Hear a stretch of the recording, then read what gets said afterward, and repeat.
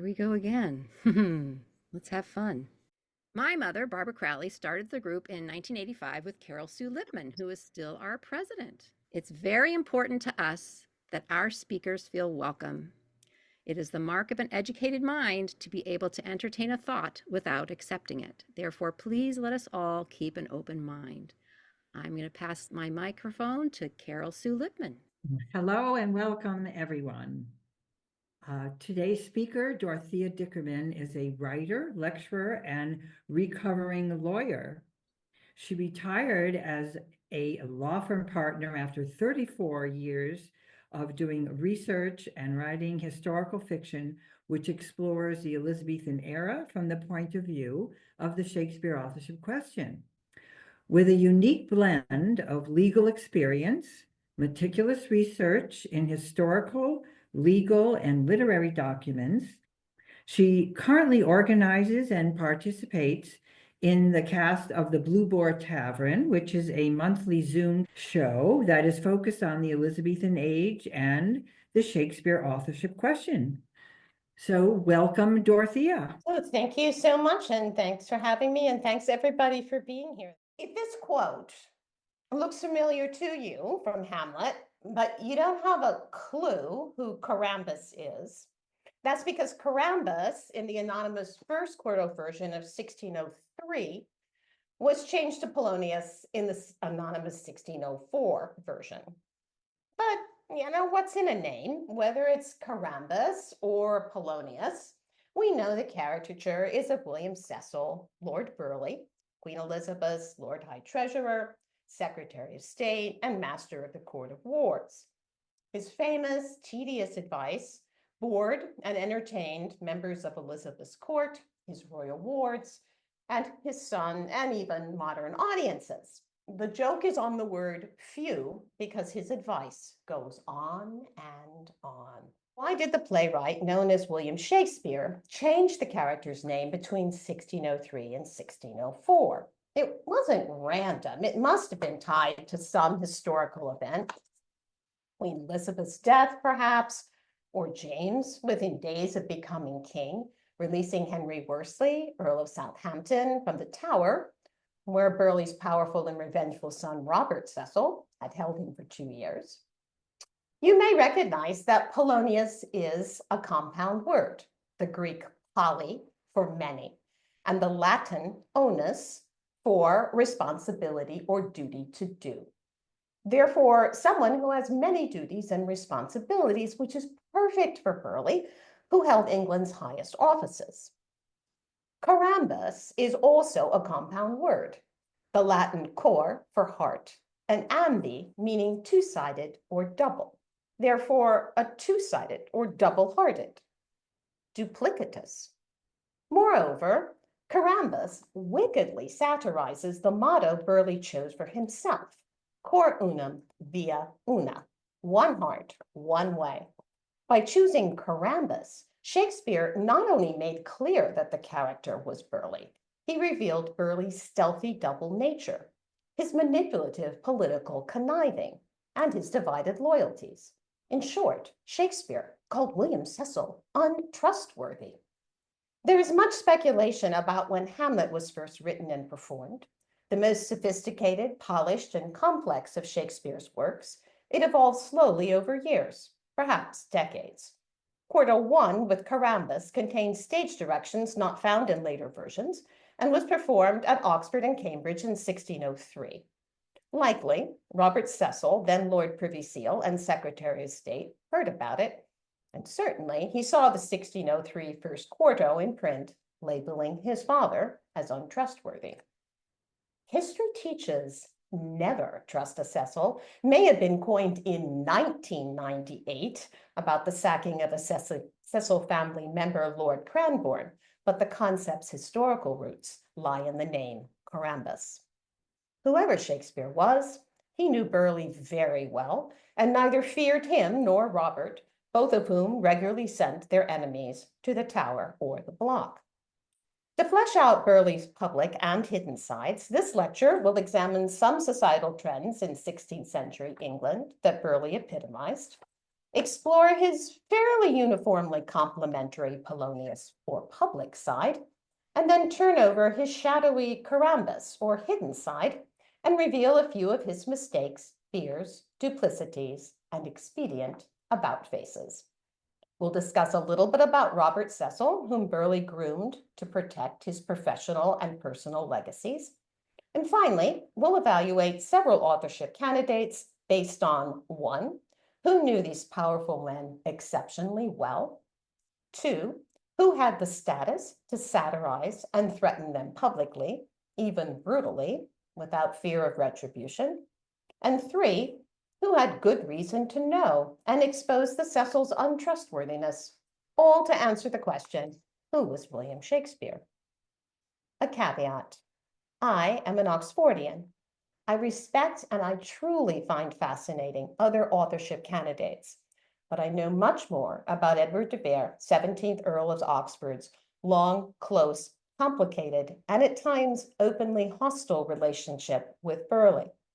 In 1562, due to his father's death, Oxford moved at age 12 into Burghley's household as Burghley's first ward.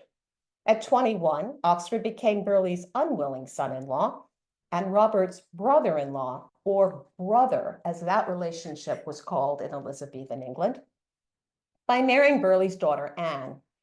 During the decade in which Oxford tried to free himself from Anne, he solidified his reputation as a major playwright and a poet at court, and the two men engaged in prolonged tussles of intellect and will. Despite their 30-year age difference, Oxford had the upper hand much of the time until 1583, when the scales tipped in Burghley's favor. Following Anne's death, and even after Oxford married the remarkable Elizabeth Trentham as his second wife, Burghley continued to punish Oxford by denying Oxford's request for joint custody of Anne's 3 daughters. Oxford and Robert had a testy relationship until Oxford's death. In 16th century England, influence and wealth began to shift from the old aristocratic families to the educated sons of the middle class. As the influence of the landed nobility waned, ambitious, quiet men, often dressed in sober black, gained political power and wealth through service to an indecisive and finicky queen. Elizabeth's government was constantly entangled in plots and crises that might at any moment heave her off the throne and reestablish a Catholic England. While her advisors and privy counselors included many of the old line nobility, university-educated commoners like Burghley and Walsingham, and skilled maneuverers like Hatton, Raleigh, and Drake moved resolutely up the social ladder, pocketing lands and lucrative preferments through the Queen's special favor. There is much to be admired about Burghley. He was resourceful, shrewd, and indefatigable in ferreting out and sifting through information. He was a controlling, hardworking micromanager and a spy master, exceptionally skilled at refashioning the truth, distributing printed propaganda under pseudonyms, and distancing himself from any fallout.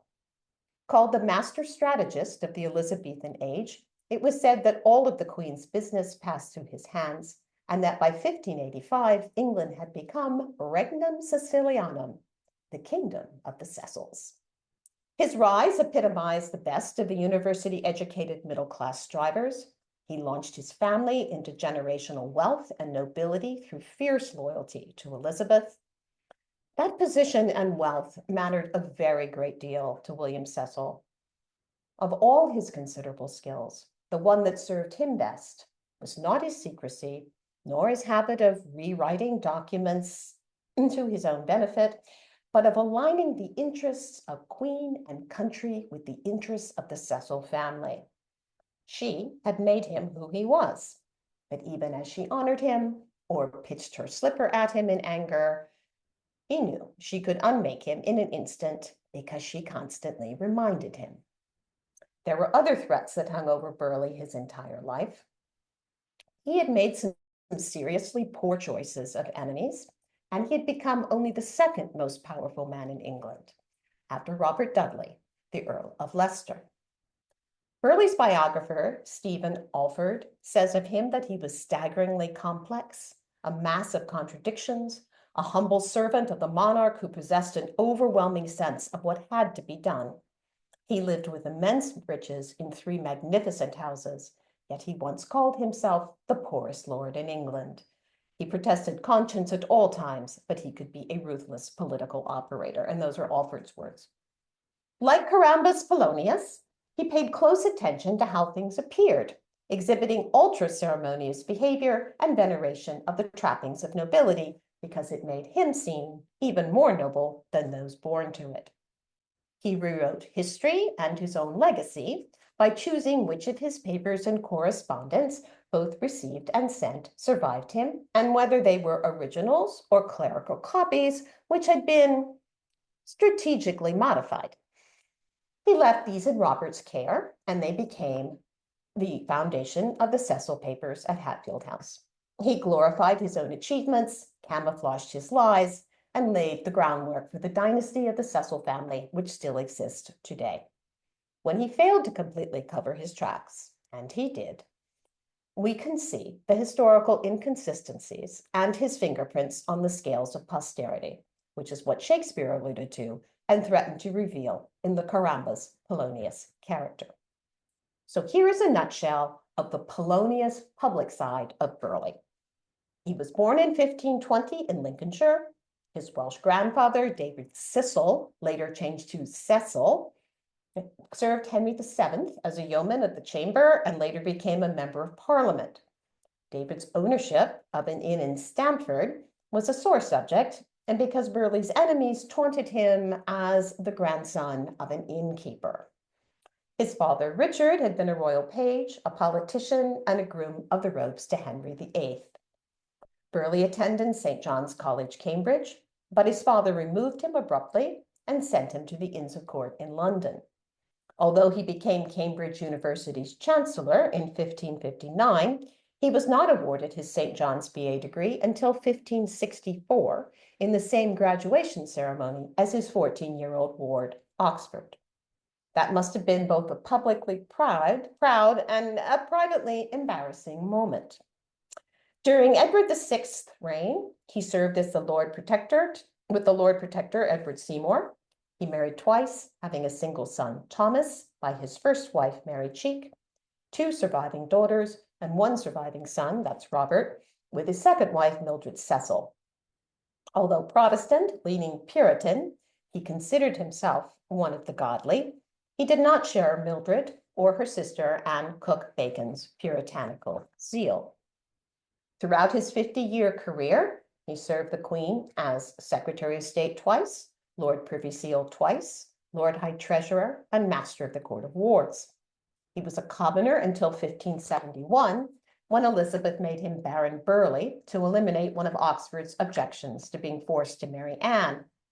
He took his job of rooting out plots and attempts on the life of the Queen seriously, and was the prime mover behind the beheadings of Thomas Howard, 4th Duke of Norfolk in 1572, and Mary Queen of Scots in 1587. Both of his wives, both of his grown daughters, and 4 infants had predeceased him when he died in August 1598 at age 78. He designed this enormous tomb in Westminster Abbey for Mildred and Anne, including effigies of himself and Robert. He left instructions, and he himself was buried in St. Martin's in Stamford, Lincolnshire. Throughout his life, he manifested weakness in his hands, eyes, and feet, and he suffered from stress and gout that sent him to bed constantly and to Buxton to take the healing waters periodically. At times, he seems like a hypochondriac, but I believe the symptoms felt real to him.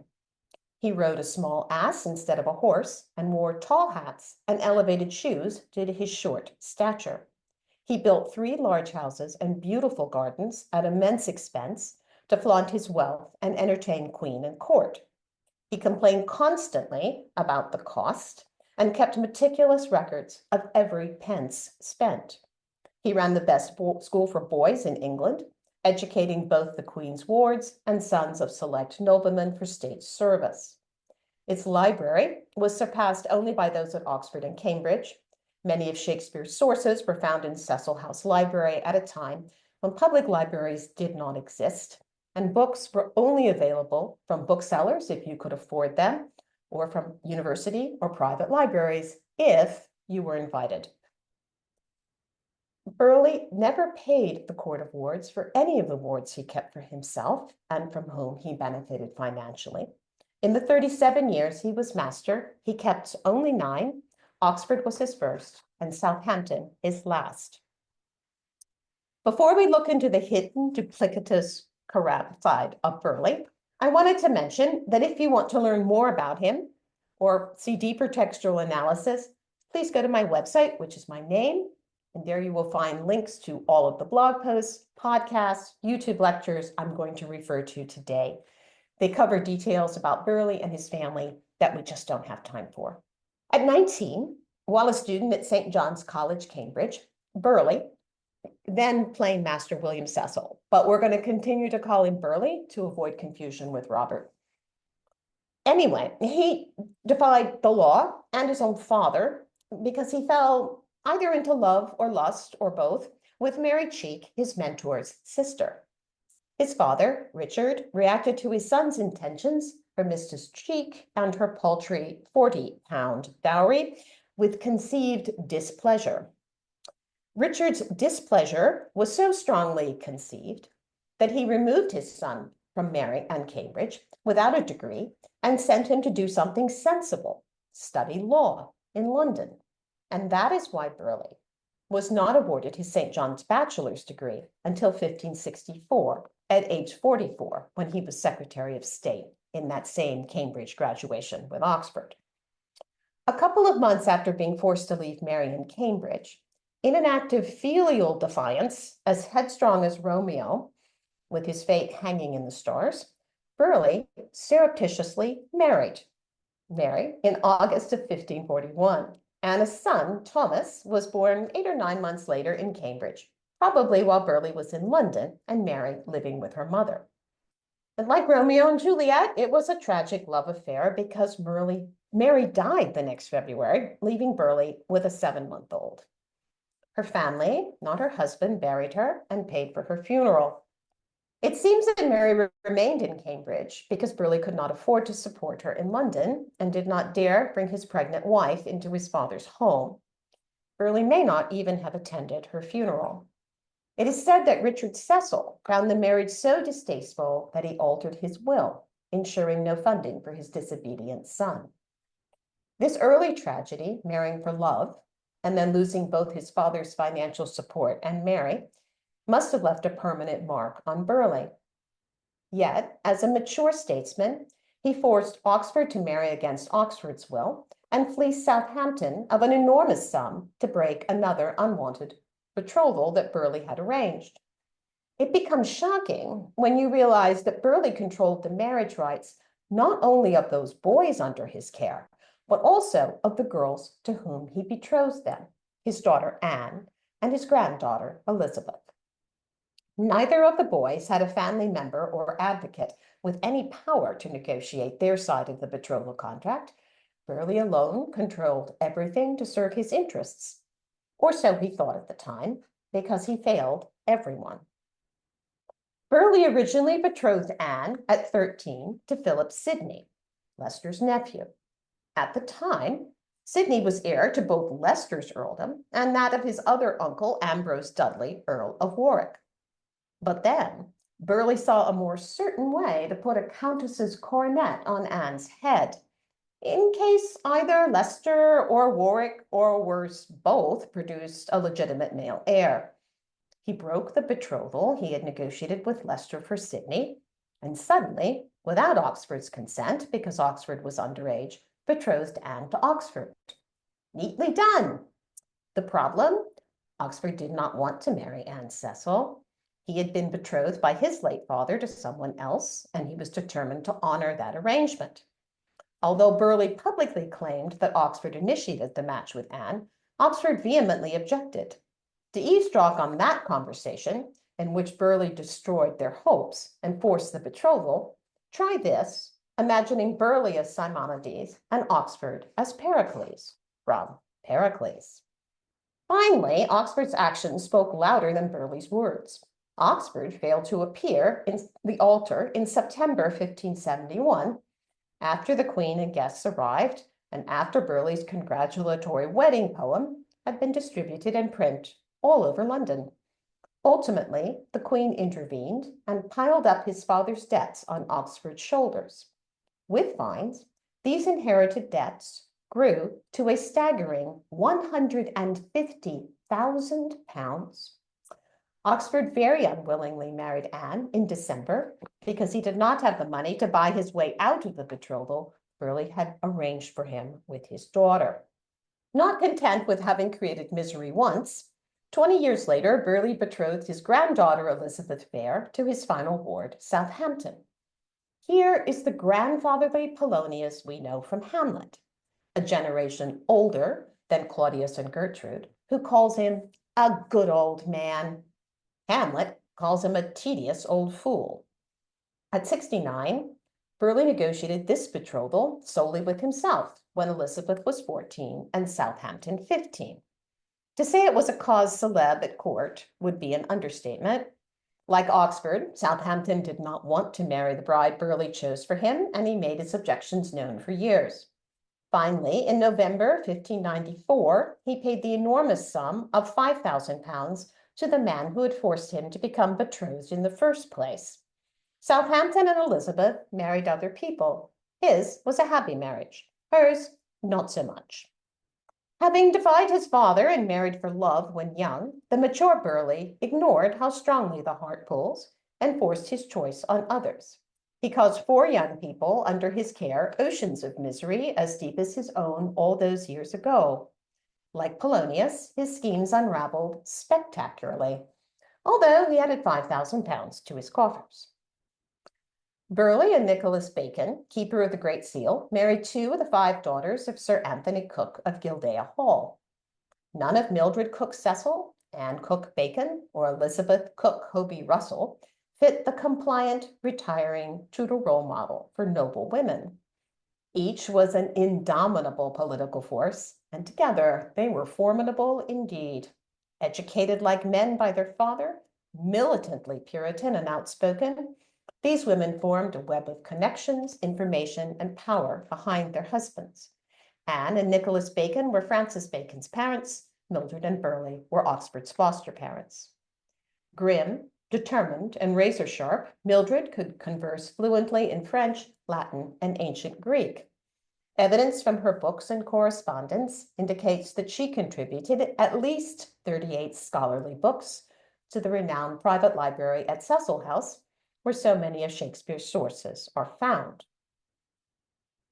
Years before becoming Lord Burghley, and famous for arresting, imprisoning, torturing, and executing Catholic traitors on behalf of England's Protestant government, Burghley narrowly escaped execution for treason on account of his own Protestant faith.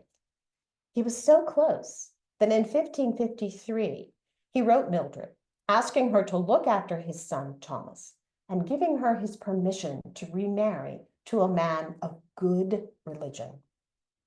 In what must have seemed like his final message to her, he asked her to pray for him. The path that led Burghley to this moment is as full of twists and turns as a murder mystery. It began when he committed an act of high treason and violated his oath under the 1546 Succession Act. As young King Edward VI lay dying of an incurable malady, in the uncertainty swirling about the succession, Burghley signed 2 documents to subvert King Henry VIII's final will and the Succession Act by placing Protestant Lady Jane Grey instead of Henry's Catholic daughter Mary Tudor on the throne. Jane was Henry VII's great-granddaughter and a first cousin once removed to Edward and the princesses Mary and Elizabeth, all named by Henry VIII in a codified line of succession. At 15, Jane married Guilford Dudley, who with his brothers Robert and Ambrose Dudley, who will later become the Earls of Leicester and Warwick, were 3 of the 8 sons of the powerful John Dudley, Duke of Northumberland. As a conspiracy formed around Northumberland, for whom Burghley worked discreetly as a fixer, the dying Edward made a few pen strokes to a device or a plan that purportedly left the crown to Lady Jane and her heirs male, instead of to the Lady Jane's male's heir. One more time, heirs male, of which, of course, there were none. Northumberland aimed to control the crown through Jane and her hoped-for male heirs. However, Edward's device directly contradicted his father's will and the Succession Act. At first, Burghley tried to run through the conspiracy, or so he said after the fact. He frantically ordered money, plate, and papers removed from his house and hidden in various Cecil family servants' houses. Yet on June 11th, 1553, with Northumberland and others, he signed a letter sent by the Privy Council to Edward Montague, Lord Chief Justice of the Court of Common Pleas, pressuring him to name Jane. Montague and his senior lawyers informed the council and Edward that it was clear that anyone who tried to change the Succession Act was committing high treason. Princess Mary was the rightful heir. The arguments dragged on for days until Montague yielded, provided he had a sealed license from Edward and written immunity for himself and all the lawyers involved on the deal. On June 21st, 1553, Burghley signed letters patent that disinherited Mary and named Jane as Edward's successor. Burghley was with Northumberland at the Tower when Jane arrived to be crowned, but later claimed he had planned to escape to Stamford. Even later, Burghley claimed he had started a counter-conspiracy inside Northumberland's conspiracy to sabotage Jane's government. Within 9 days, Jane's reign ended, and for Jane, Guildford Dudley and Northumberland very, very badly. Desperate to live, Burghley pulled a complete about-face. Accompanied to court by his brother-in-law, Nicholas Bacon, because Anne Cook Bacon was one of Mary's ladies-in-waiting, he abandoned his Protestant conscience and kissed the hand of his new sovereign, the very Catholic Mary Tudor. He proclaimed that he had always been a reluctant bystander to Northumberland's treacheries. Others were guilty of treason, but he had always been loyal to Mary. For good reason, he even clarified his thoughts and actions on paper for posterity, 20 years after the fact. Of course, Leicester's father, Northumberland, and his brother Guildford lost their heads due to Burghley. Who could have predicted how high Leicester would rise, or how very vindictive he could be? Throughout the rest of his life, Burghley was always alert for Catholic plots. He dealt harshly with those involved in a staggering number of treasons and treacheries, subjecting suspects to mental and physical anguish to elicit the information to convict them or others on their testimony. Yet, when the shoe was on the other foot, Burghley betrayed both England's legal monarch and his own cherished Protestantism to save his life.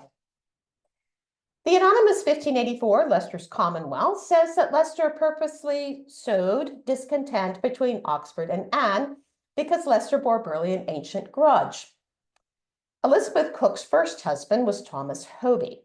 When he died unexpectedly in Paris in 1566 as ambassador to France, an unopened letter from Burghley was found among Hoby's papers and forwarded to Leicester.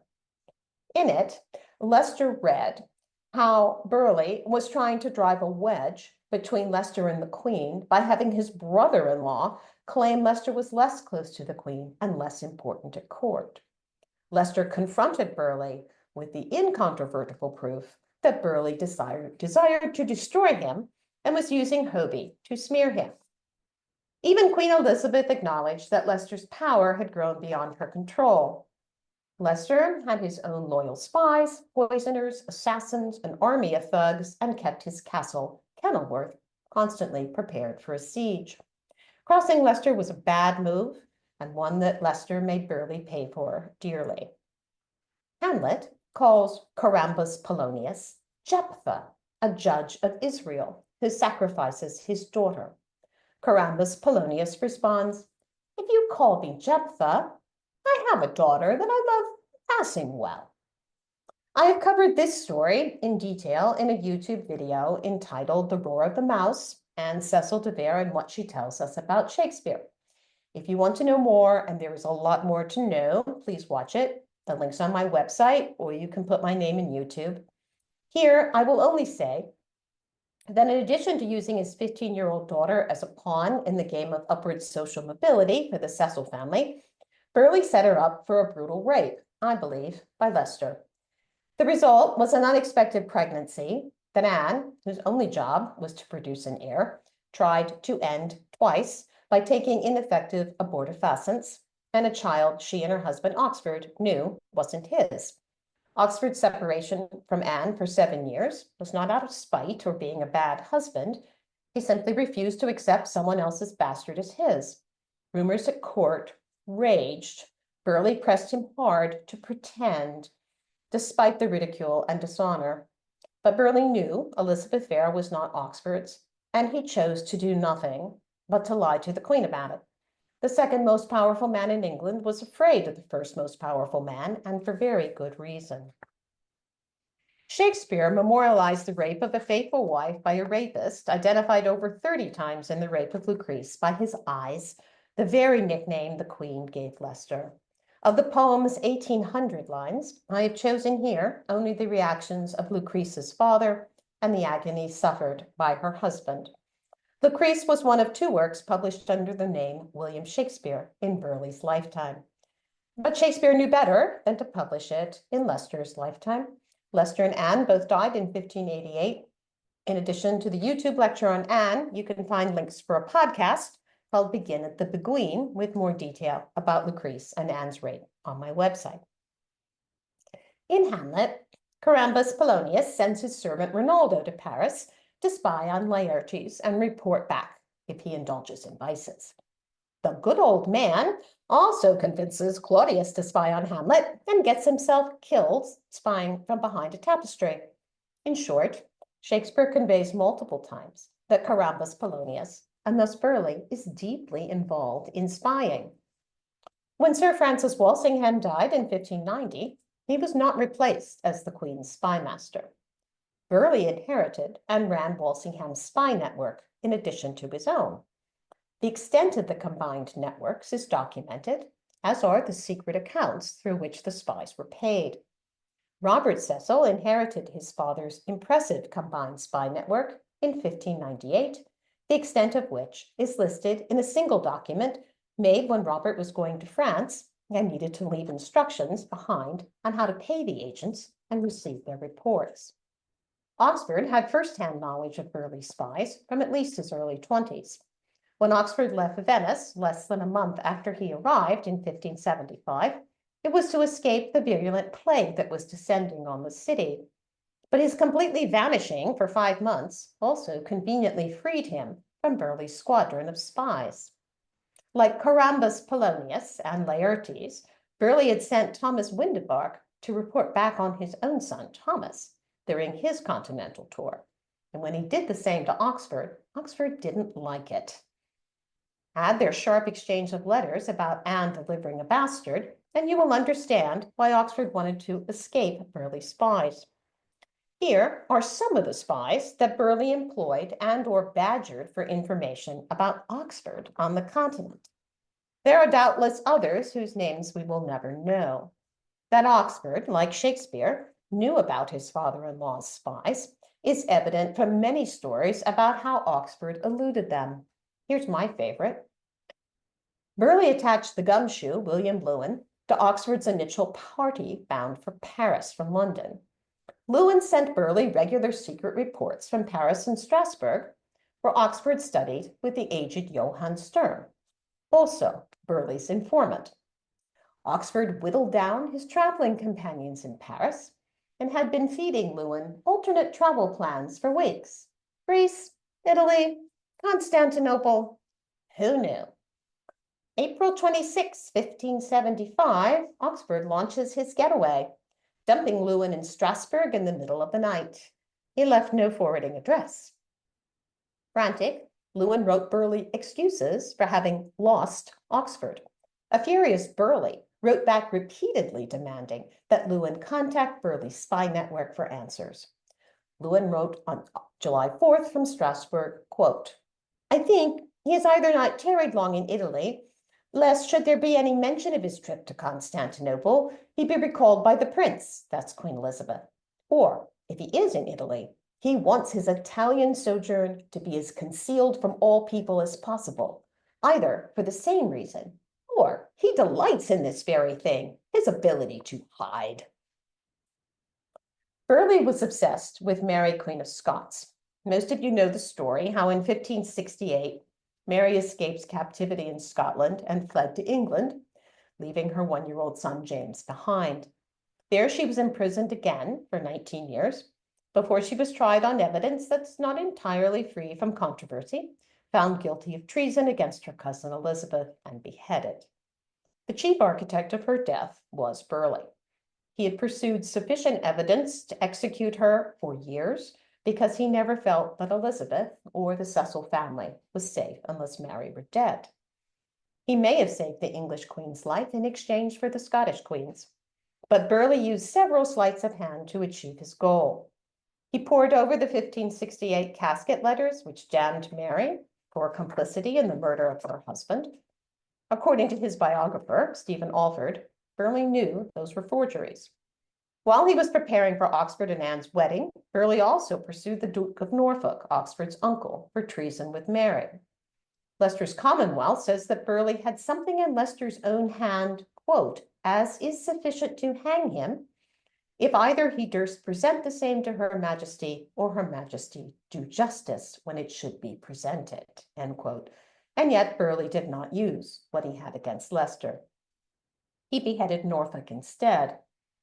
It may be that Leicester double-crossed Norfolk and hoodwinked everyone, especially Elizabeth, into believing that Norfolk meant to marry Mary in order to sit on Elizabeth's throne, when it was Leicester who pinned it on Norfolk.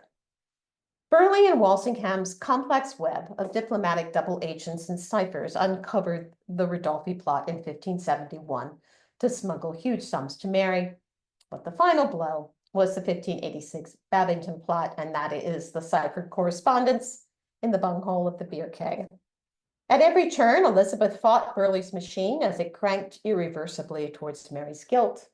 Again, that evidence might have been forged, and after the verdict of guilty was returned from the trial at Fotheringhay, Elizabeth delayed signing her cousin's death warrant for months.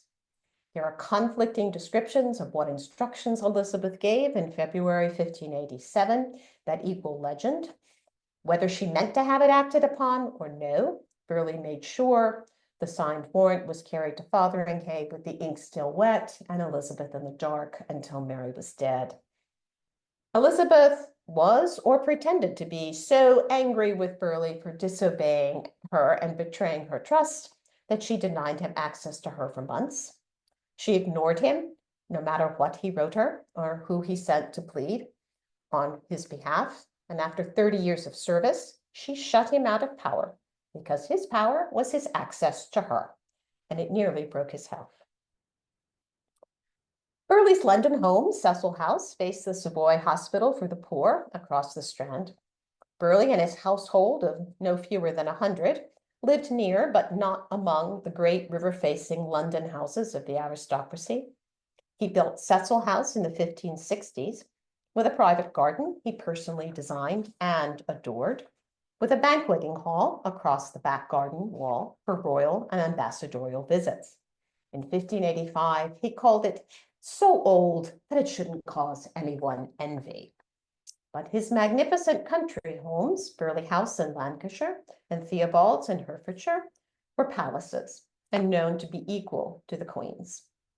Burghley House, costing £21,000 to build, was modeled on Richmond Palace, and it stands today. Theobald's cost £10,000 to build, and that much again to renovate over the next 10 years. It was 14 miles from London, boasting bridges, gatehouses, 3 courtyards, turrets, a chapel, grand halls, galleries, and an entire wing just to house the Queen. She visited often, at his great expense. He filled it with portraits of English kings and their enemies, interwoven with portraits of the Cecil family. You might ask how the son of a civil servant amassed such a large fortune, and that would be a very good question. Burghley's obsession with heraldry and the ranks of the English nobility, to which he had gained admittance on the lowest rung, was nowhere more blatantly stated than on the walls of Theobald's Green Gallery. There, he commissioned an artist to paint on 52 trees the coats of arms of all the landed families in England, including, of course, the Cecils. An essential part of Burghley's plan was grooming Robert to succeed him in all his governmental roles and to protect the Cecils' wealth and Burghley's legacy. Burghley insinuated Robert into court beginning in 1591 when he invited the Queen to an elaborate 10 days entertainment at Theobald's, which cost him just shy of £1,000. As part of the festivities, Robert, who was hunchbacked with an unusually large head and short stature that earned him the royal nickname Pygmy, was knighted, as if anyone believed he could effectively wield a sword. Robert reluctantly attended but did not finish university. As Burghley's health declined and after his death, Robert took iron-fisted control of Elizabeth's government, acquiring 3 of his father's positions as Secretary of State, Lord Privy Seal, and Master of the Court of Wards. Under James, Robert took the 4th title, which was Lord High Treasurer. Rumors abounded that Robert was on the payroll of the King of Spain in exchange for government secrets, which, if true, would be treason.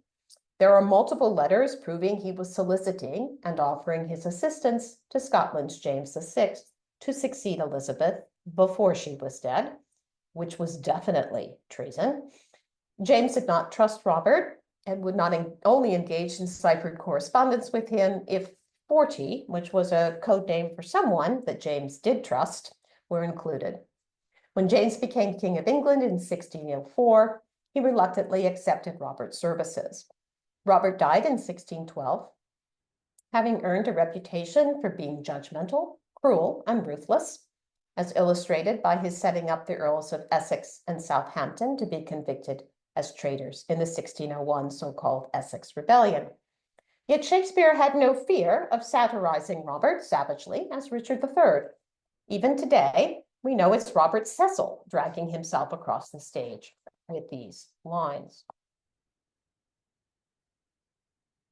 Shakespeare also captured Robert's duplicity and hypocrisy in those power-grabbing brothers-in-law who banished rightful old dukes and seized influence and wealth for themselves.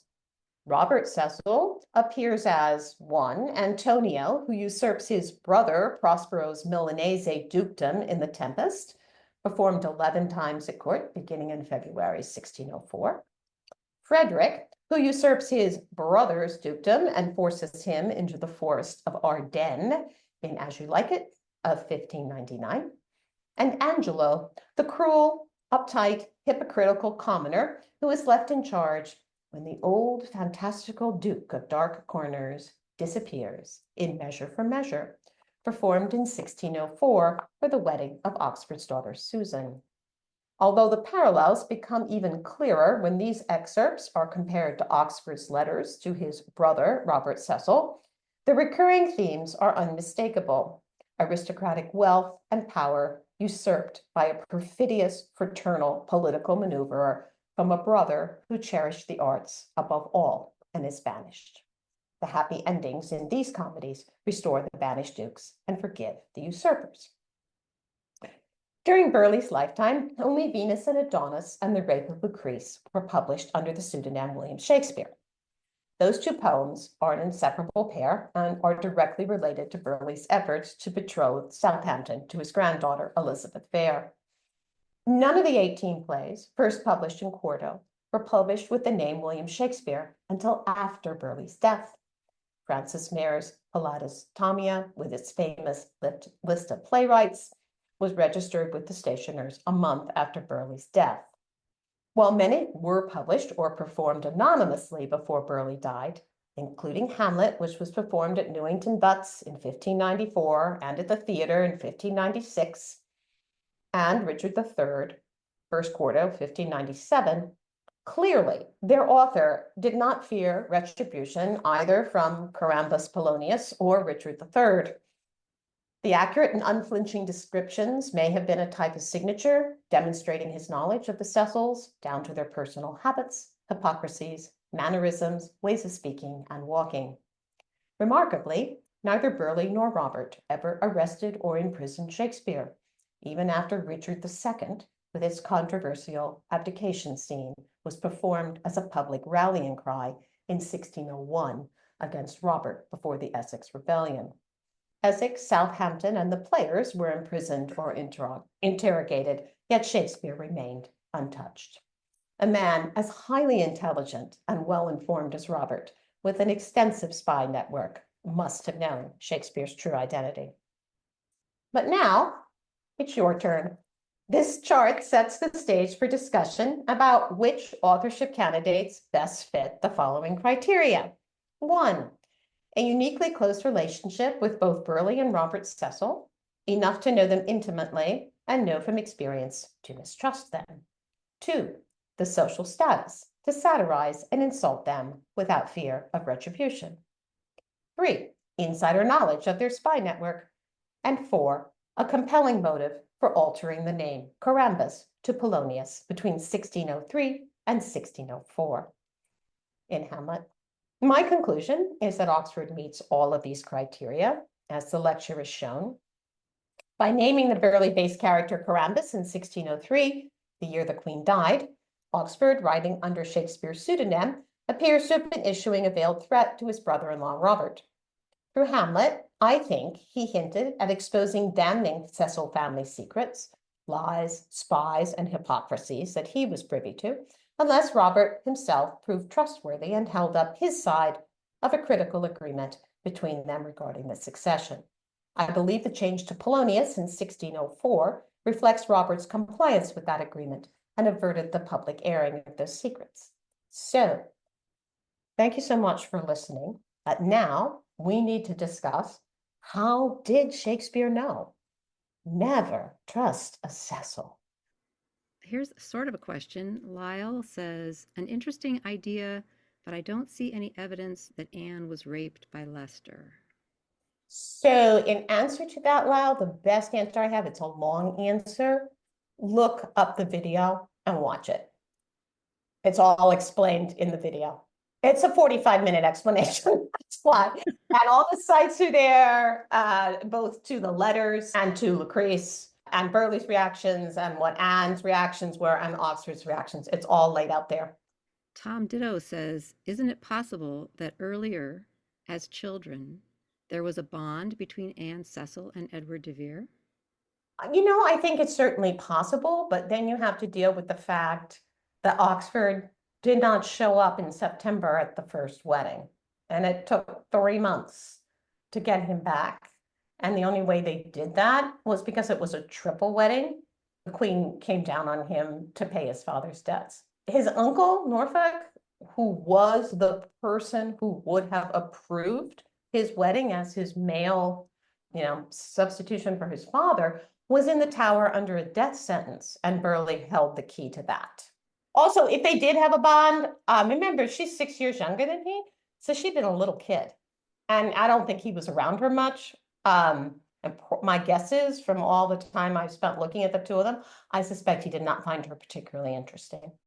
Here's a question. Do you think that it is a coincidence that Francis Mears connected Oxford to Shakespeare in his Pallidus Tamia in 1598, the year Cecil died, or was it not possible earlier when Cecil was alive? There are people who know a lot more about that book than I do. I am therefore reluctant to give you an extremely unknowledgeable answer, but I will say that the coincidence, I don't think, is a coincidence. I mean, I think that only those 2 poems being published before Burghley died, and then, everything else starts coming out under that very famous pseudonym afterwards. I just see it as a little more than a coincidence.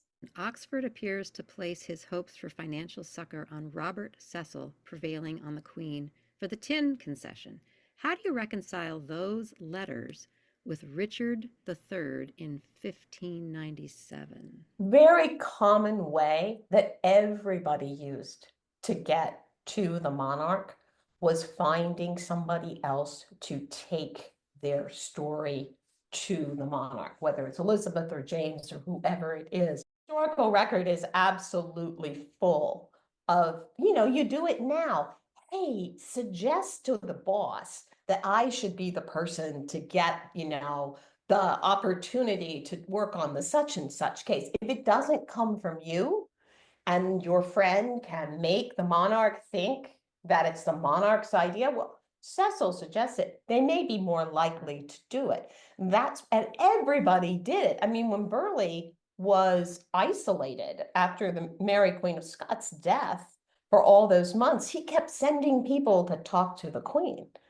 And, he and Leicester, I mean, someone asked me at another lecture, how could they work together on the Spanish Armada? I mean, these two guys mistrusted and hated each other, and yet politics is politics. And if you don't think that politicians can pull together on, topics where they are both self-interested and yet fight like wild animals on topics where they have divergent interests, just look at the US Congress. Here's a question from Martin Carden. Dorothea, have you come across a document in the Cecil papers that was marked "to be burnt"? I saw somewhere that someone said that this illustrates the financial cheating Burghley undertook as chief of the Court of Wards.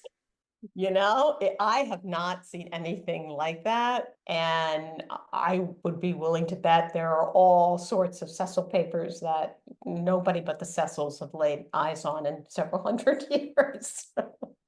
It would not at all surprise me that, Cecil was pocketing money for Cecil. I mean, there is a wonderful document that appears in the court records in the middle of 1586, which is Anne Cecil writing for reimbursement from the Treasury for every single expense that she had incurred in the last 12 months. She did not come to court until June of 1585. That's the first time she came to court to, serve the Queen. Anyway, she made meticulous notes about getting the money back. She had tipped porters. She had to pay for a Christmas gift to the Queen, and she expects to get paid back. And Burghley makes all these notes. I mean, he pays for 100 kegs of beer. He expects every single penny out of the Treasury. Did he take more? Maybe. I think one of the most interesting areas about Burghley is his whole work with Mary, Queen of Scots.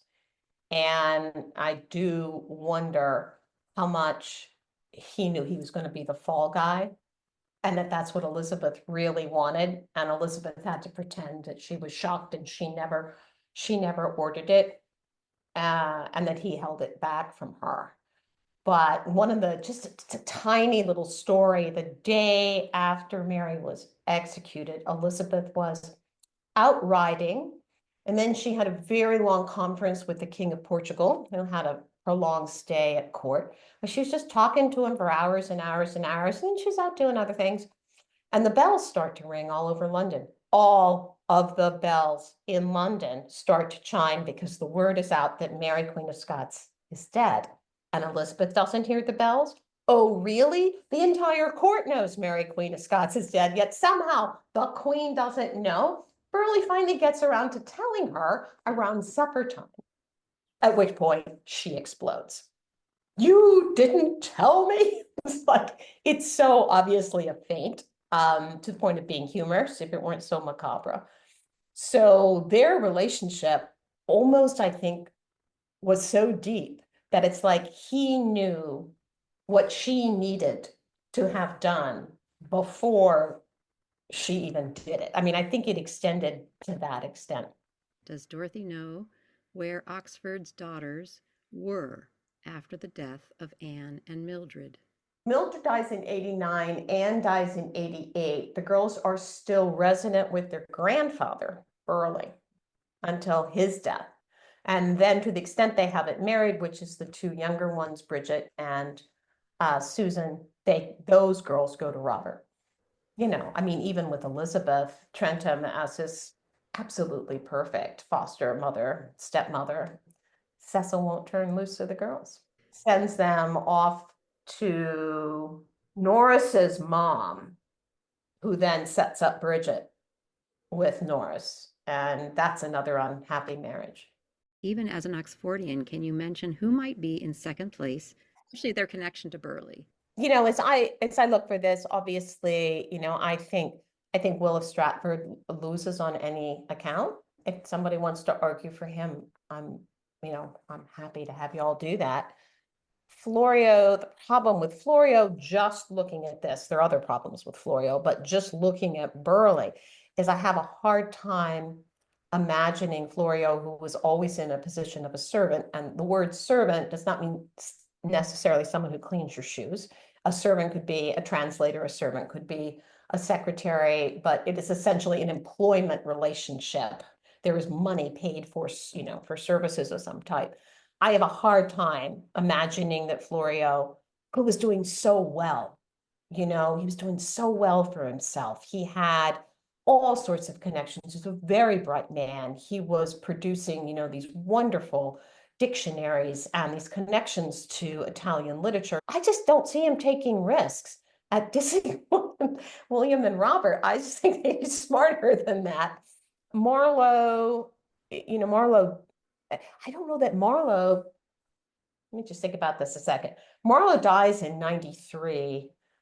Robert is knighted in 91. So Robert is just coming into the court 2 years before Marlowe, unfortunately, meets his end. So I have a hard time with Marlowe as the writer who wrote the Richard III, because I just think Robert had not achieved that status as a sort of nefarious twister of all the ropes behind the scenes by 93. Robert didn't get to that until really the last years of his father's life. He started to have that type of power, but Marlowe was long dead. So I guess I would knock those out. Bacon remains very interesting. But again, Bacon is a philosopher. Bacon is enormously bright. Bacon is one of the most widely read people. He is a statesman. You guys know better than I do, but I see Bacon as being about his country. He's got this, his mother who's slowly turning into a nutcase, but very, very religious mom. He takes jobs, wants that job as Queen's Counsel that he never gets. From the Queen, it goes to Cook, who of course also gets the woman he loves. So I'm trying to write a story in my head where Robert decides to take it out against his uncle and his cousin. And I don't have a reason for that. I see Bacon as a good lawyer, as somebody who, wants to pursue the right route through life, but I just don't see the motivation. He probably knew about the spying. He probably knew that his cousin twisted the facts a lot, but why then, if you've tied your wagon to your famous cousin over the Essex Rebellion, why would you then, having denigrated him as rich? I just don't see it. And so that kind of falls apart for me. There are other good arguments for Bacon, but I don't see it in the realm of this Burghley Cecil discussion. And finally, with Mary Sidney, Mary was, only 10 years old when her brother Philip was engaged to Anne. She's 7 years younger than her brother. Although she is brought into court fairly early in her life, and she certainly sees a lot. And Mary is, so smart. I think she's much smarter than her brother. As a matter of fact, I think she rewrote a lot of her brother's poetry, and she used a pseudonym. It was her brother's name she used. But I don't see her having the depth of relationship with these two. She certainly knew who they were. She's certainly easily bright enough to stay out of their way. But again, I don't see her motivation for taking them on. It's really risky. I mean, it's enormously risky. Thank you all for coming, and thank you, Dorothea, for the lovely talk. Thank you. Very good. Yeah. Thanks, Thanks, Dorothea. Dorothea. Thank you, Dorothea. Excellent. Guys are so nice. Always a treat. Thank you. Talk soon. Have a nice day. That was Okay, bye.